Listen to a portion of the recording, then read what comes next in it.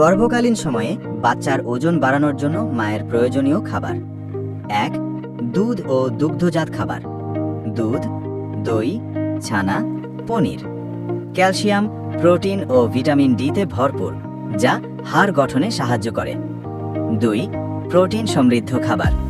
ডিম, বিশেষ করে কুসুম, মাছ, মুরগি, ডাল, ছানা, সয়াবিন।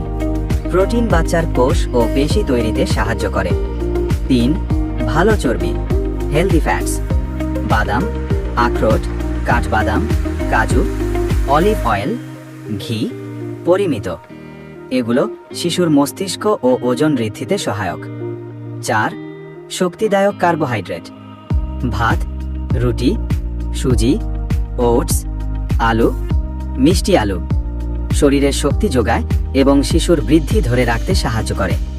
৫. ফলমূল ও শাকসবজি। পাকা কলা, পেঁপে, সেদ্ধ, আম, আঙুর, গাজর, পালং শাক, কুমড়ো, বিটরুট। এগুলোতে ফাইবার, ভিটামিন ও আয়রন থাকে, যা রক্ত তৈরি ও শিশুর স্বাস্থ্য বাড়ায়। পানি ও তরল।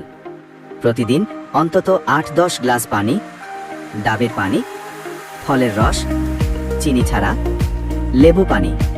হাইড্রেশন ভালো থাকলে গর্ভফুল ও অ্যামনিওটিক ফ্লুইড ঠিক থাকে, যা এড়িয়ে চলবেন। বেশি চিনি ও ফ্যাটযুক্ত খাবার, মিষ্টি, সফট ড্রিঙ্ক, জাঙ্ক ফুড, কাঁচা বা আধসিদ্ধ মাছ বা মাংস, অতিরিক্ত ক্যাফিন, চা, কফি, ধূমপান ও অ্যালকোহল সম্পূর্ণ নিষিদ্ধ।